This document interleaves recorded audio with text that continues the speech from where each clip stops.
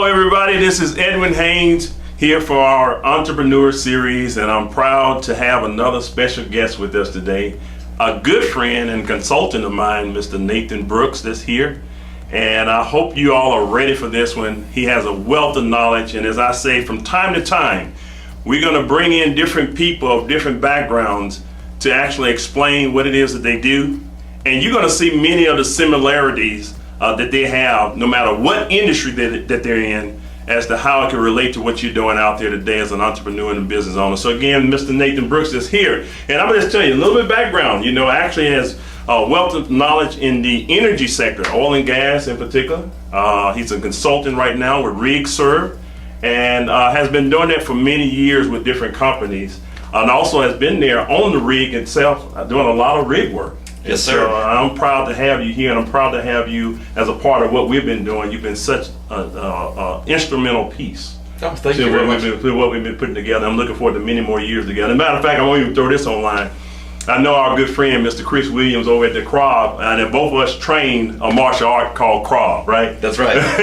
So you don't want to mess with us right now, right? But I actually met you through Chris over there as well, and I tell you, what a great environment to be around our Krav Maga organization here. It's some of the finest people I've met, and honestly, Krav has helped me in more ways than one. Absolutely. So I got to meet you, of course, you. I get to meet a lot of people, and again, just on a business level, we get to meet so many good people at Krav that have different backgrounds, and allows us not just to talk business, but learn from each other. Yeah, so it's been a lot of fun. Absolutely. Well, listen, as a matter of fact, since you're speaking, if you don't mind, you know what you do. You know better than I know on your background. If you don't mind, share with them a little bit about your background and what you do. So again, my name is Nathan Brooks. My background is in supply chain management. Within that, I've done a lot of work in the IT field, helping with SAP, Oracle, JD Edwards, things of those natures. Looking at the system, looking at how people work within the system, and trying to find ways to make the system not so cumbersome for people. I'm sure a lot of people have came into a new organization and they see the frustrations of how learning new systems, people, and processes becomes. And what I do, in essence, is look at the lean ways, the optimal ways. Sit down with people and try to figure out the best alternatives within the organization, and within governmental regulations, because sometimes we have to do the things that we really don't want to do, but we have to do them because there's a law or a requirement behind it. Oh wow. And I guess you keeping us lean over here as well. Yeah, and that's the thing, is we try to find the most optimal way, because I know Lean Six Sigma sometimes gets a bad rap, but the goal is to find the most optimal way to do things. Mm-hmm. And the fundamental factor in that is finding the processes that don't add value, so you can put people in locations that they add value. Oh wow. Not take positions away. Yeah. So for example, if someone's doing a lot of rework, but they're a really, really good machinist, we want them machining, right? We don't want them to be able to do all this rework. So I got you. That's one of those little things that people misunderstand about it. Well, how did you get into, Nathan, if you don't mind, how did you get involved in that? I know you started there on the rig. Can you talk about a little bit of you being there on the rig, and what does that look like as well? Because going from, actually, you worked in corporations before. Yep. I know you've done startups, and we'll talk about startups as well, because that's one of the things that we're doing with a couple of areas that you've helped me on. But with you having the experience of being there on that rig, what was that like? And then transitioning, we'll talk about that as well. So, going out to the rig was very, very different. So going from a corporate environment or even a small business, I got to understand what rig workers feel like. So going offshore, you're in isolation. Mm-hmm. So imagine being out in the middle of an ocean, sporadic connectivity. It's not like Lost or anything like that, a TV show, but you're with a set of guys, from 100 to 200 different people that are on that rig, and you're working together, and you're trying to do the right things every day, but there's something that's always breaking, always failing, good, bad, or indifferent to keep that rig going. So it's basically a city in the middle of the ocean, and you're trying to find things in-house to make things work, and you're depending on the corporate atmosphere to be able to supply you the right information, maybe the right parts, whatever it may be, the right expertise. And it's no longer I can touch you. You're no longer at arm's length. You're quite a ways away. So you're depending on a lot of different variables to be successful. And what it taught me is that getting to a team atmosphere and learning each other's strengths and weaknesses is probably one of the most important things offshore. Wow. Because you're working with people, and you may have a bad day, and everybody has a bad day. But you can't take that out on that person, because again, you're right there. You're going to see them for the next 28 days. That's your first day, or 14 days, depending on what it is. Yeah. And you're not getting off of that rig unless something bad happens, right? So you have to make the best of every situation. Oh, and it's hard to do, because again, the things that we take for granted, we don't have cell phone access. Yeah. Internet connectivity may go up and down. It may be in the middle of a monsoon. Wow. So it's taken everything you've learned onshore or in your business and try to make it applicable to being offshore. Wow. You talk about, you said it's about having a bad day. Yeah. I often say it's all right to have a bad moment, but it's never good to have a bad day. Right. You can't afford to lose it. And then for a lot of people who work in teams, that's why it's important to do team building exercises. You have to create the environment that you want to work in. And so life is all about environment. And I know for a fact what you're saying is true, because many of the people that's listening today, maybe they're not owning their own business. Of course, if you own your own business, you have to set the atmosphere. But I would say that same thing applies if you are working at a corporation. It's always good to set the right environment in working with the team that you're working with. That's right. Yeah, I agree 100%. Going out consulting, one of the things that I do see as an issue is culture. And the reason I say that is you go and look, and you may have based on the personnel or availability, you're looking for the right skills to you always hear you're only as strong as your weakest link.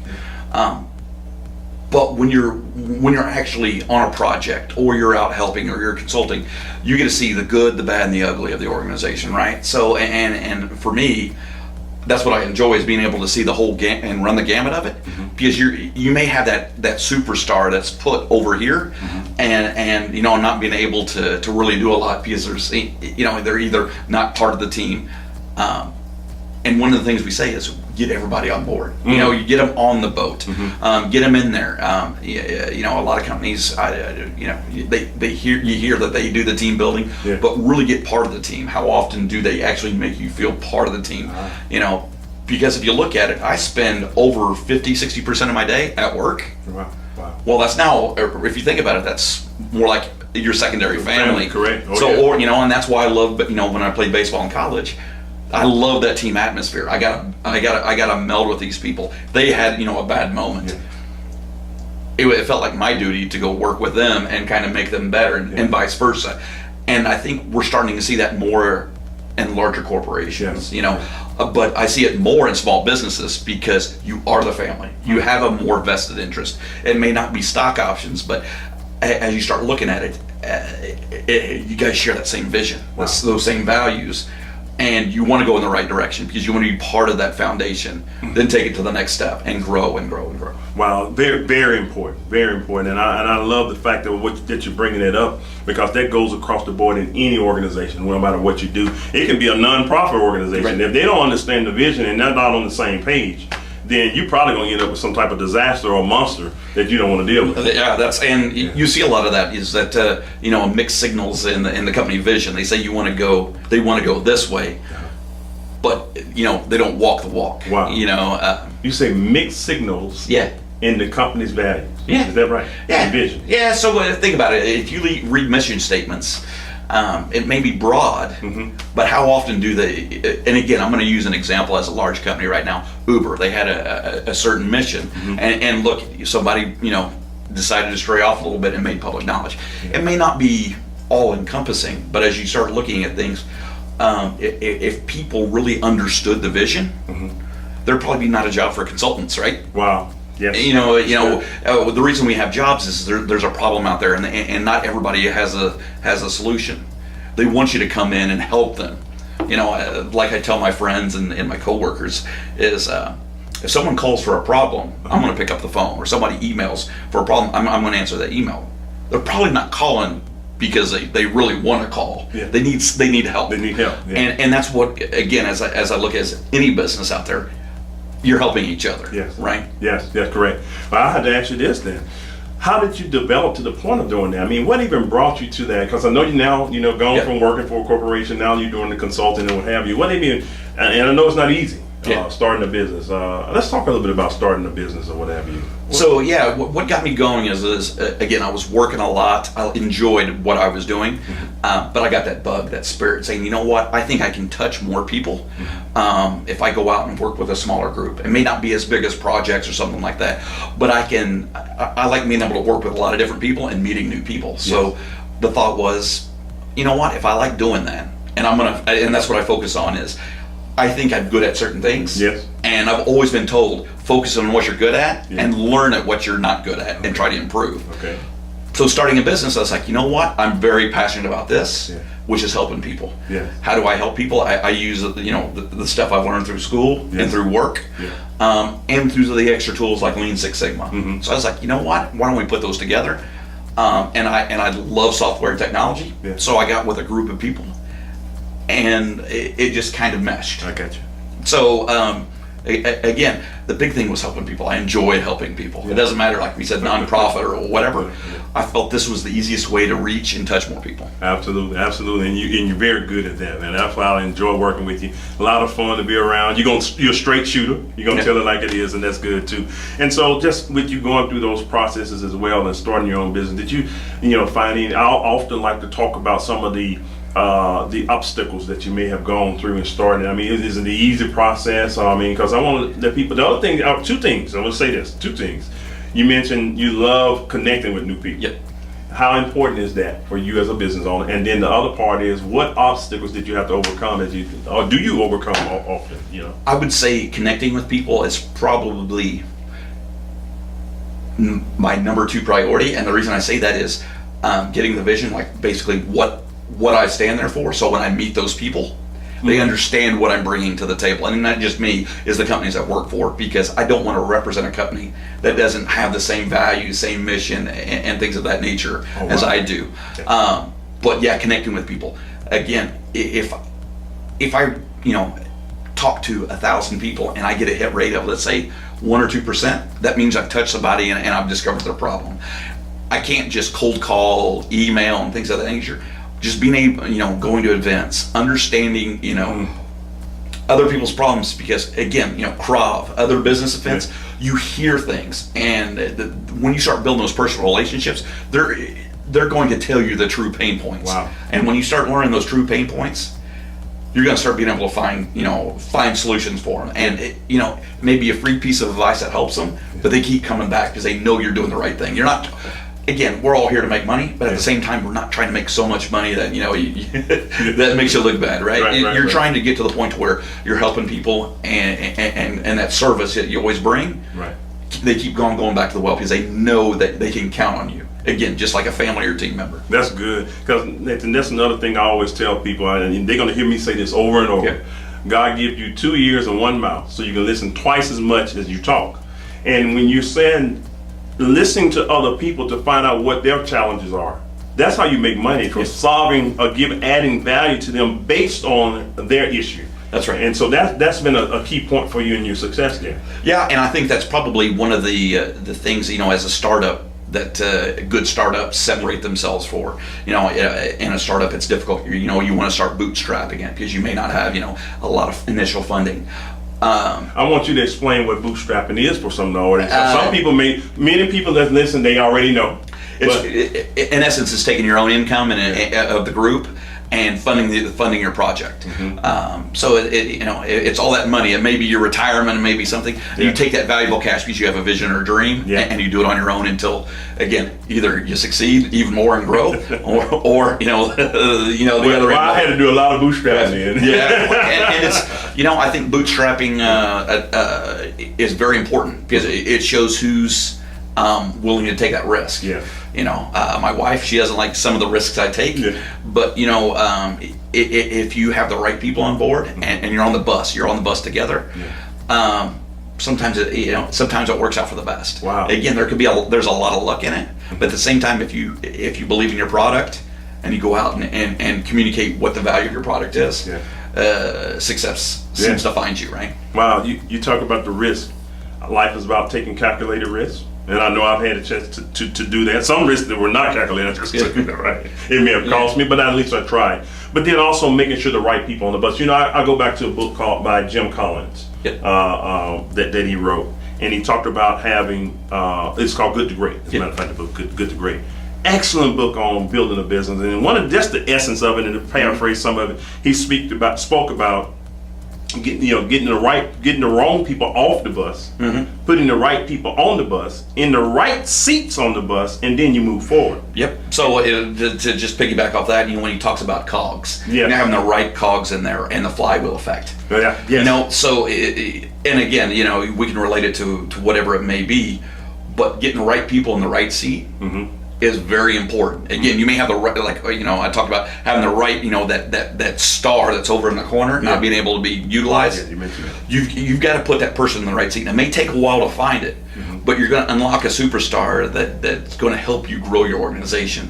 Again, if you have a guy that's in analytics and he may be sweeping the floor, probably not going to happen, right? But again, if you think about Einstein and people like that, they were out in the mailroom to pursue their passions. There's a lot of people on the organization that are just very quiet, that are put in an area where they just wanted to get a job, but they got there because they wanted to find a way in, right? So they did the first step. They just don't know how to get out of it. And I think that's very similar to a startup. You get into it, you got something solid, but you got to find a way to unleash that power, right? Yeah. And one of the things is getting other people in the organization and put them in the right seats. Yes. So when you say that happened in life, a lot of times we have the wrong people in the wrong places in our life as well. Yep. So that's the same thing in business. So in essence, you're just saying make sure you have the right people that you're surrounded with. First of all, get surrounded with the right people. That's right. And then put them in the right places. Yeah. And that's how you grow. I've had a lot of good opportunities with the organizations I've been with that I've got to see both structures. Is again, organizations can't necessarily get all the best people in there, but they can get a lot. Again, on the culture, they can get a lot of people in areas that make a good fit, right? Okay. So again, you and I working together on certain things, it's feeding off each other. So picking each other up, being understand what they're really good at, and saying, you know what, I know you're on this project, but I'm going to help you. Yeah. And not expecting anything in return, and they always pick you up when you need them. Yeah. Okay. I think that's probably a lot of thing that we underestimate is the value of how our coworkers impact what we do. Yeah. Because again, every organization I've been to, there's that guy that knows something that can always help, or that lady that can always solve the problem in this one little thing. Yeah. If we start looking back to the thing in the right seat, are they in the right seat? Can we move them over to where they help? And it's being able to realize those talents, because they may not be broadcasted in the organization. Yes. They may be just stuck over there, in accounts payable, solving those problems. But they're really good at solving problems. It doesn't matter what type of problem it is. I think again, like going off Collins, it's getting those people to work with you instead of for the organization. You're working with them on a project. You're working with them to solve a solution, because again, it's now it's not just a job. It's something you care about, right? You're solving a problem. It's sort of like going on vacation. Everybody gets excited about going on vacation until the vacation winds down, right? So you start looking at things and getting people in those directions. I think is probably one of the better things that I get to do consulting. Yeah. Oh wow. I had to ask you some things here too. What do you do for development yourself? I mean, because I know you are always constantly growing. What are the things you do for it? So the Krav thing is one thing, because I like doing that because it calms me down. Plus, it gives me another method of analyzing. Okay. So being able to train, assess situations. We do certain things to be able to make ourselves more aware. We also do things to, when you're in heightened stress situations, to think clearly. And it doesn't matter, it could be a flight, or you could be going to a new country, a very hostile country. I think those little things that we do in class and in individual training are very important to how we look at business. Absolutely. Oh yeah. Another thing to do is I'm actually getting a second master's. Okay. And the reason I'm doing that is I'm getting old enough now to where the generation below me, I don't want to lose touch with them, because they have a different operating and working. I'm the guy that will work from dark to dark. It doesn't matter what time it is to get the job done. The new generation, I was actually having a conversation with one of my coworkers. They said, I saw my dad work all the time. Mm-hmm. He was rarely home. When he was home, it was very important to us to spend time. I don't want to do that. I can work my set hours. Then when my kids go to bed, I can work in the evening. It doesn't matter what time I'm at work. Yeah. And that's just a different mindset because, my dad worked all the time. Mm-hmm. I mean, not all the time. He was home and everything like that, but he worked. And when he worked at work, that was one thing. Then it was coming home. Yeah. That was basically the second job, right? So it's actually built, they have more technology built into them, like they can use, they're a whiz on the cell phone. Not saying that we're not, but I mean, they look at the technology today, and it's more suited for them than it is for me. Yeah. And I think that's the way the world's going. So I do that. So to be able to stay in touch. Yeah. The other thing I do is, again, meeting people. I think meeting people, talking to them. It doesn't matter if if it's a local event or if it's just going catching up. There's so many things that go on and change in business on a daily. Yes. Daily. That you may not hear about. This company may have started doing this and it's a new technology, or this company started doing this and it helped this customer do that. Mm-hmm. I think those. And can I add meeting relevant people? Yes. People who are up to date in what they're doing, because a lot of times people. I had a conversation about this recently. I did a talk about this. A lot of times we're meeting with people that really are not adding value. They're looking for what they can get. Yes. So I want to be around people that are moving and going somewhere and that are relevant for today's time. Yes. The consulting, you see a lot of businesses that are operating, and oil and gas is one business that operating almost at an archaic time, if you want to say. Yeah. There's some very, very good organizations out there, but there's also some organizations that are very up to date in certain areas, but are behind the times in other areas. And again, being going to different local events or different chapters and organizations, you start learning what other organizations are doing, and they may not be a one-to-one match, but what they did to change their business to be more relevant, bring more money to the bottom line, and make people happier being there, is they changed something. Yes. And they weren't afraid to embrace the change. They actually said, you know what, for us to survive, we got to enjoy change. Yes. Right. You have to enjoy change. Yeah. Oh wow. Okay. Yeah. Well, I mean, if you think about it, they have to tailor that message. It's not like we're going to change every day to where you pull your hair out. Correct. Yeah. But it's hey, we're going to make it better. Yeah. And when you say make it better instead of changing, hey, what can we do to make things better? People start to really embrace that because they don't want to have to do the same thing over and over. Yes. Oh man, this is good stuff. This is good stuff. Well, listen, I mean, so many things. I mean, you and I can talk about, and I really appreciate you too for being a part. Even on the technology side, I mean, you helped me a lot with that because we have the Athon system that's coming along in the manufacturing process. Your extensive knowledge for supply chain that's there, just consulting with Haynes Global Services and different things. I mean, I could go on how you've already helped us. And then you also call me and ask me, hey, I got a question for you. What did you think about this and stuff like that? It's always good to have that person to go to. How important is that for people to have that go-to person from time to time? And I know you may have a few different people, but I think having a confidant or somebody that, an advisor or a mentor, I think it's one of the most important things that you can have. Again, a lot of startups, have been successful going on their own, but you always need somebody to lean on, right? You need somebody to ask for advice. You don't make a bad decision because, and building those relationships, they're going to give you the right answer. It may not be an answer you like, but building that relationship, it's the right answer. Like, one of the things we talked about is, prioritizing. Yes. Prioritizing. Is it making you money or not? Correct. You don't want to look at something that just necessarily brings in revenue, but is it making you money so you can grow grow that business? Yeah. Because if you're spending your time just getting revenue, are you going to become profitable to add more value to your customers? Yeah.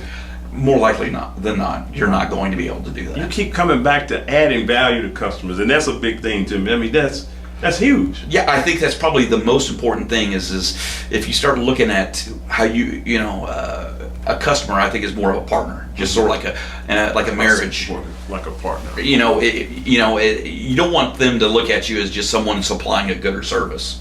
Again, it's that whole help factor. Yeah. It doesn't matter if I'm a consultant, an employee, a vendor, or whatever. Someone's coming to me for a problem. I should be able to solve it without adding more complexity. Yes.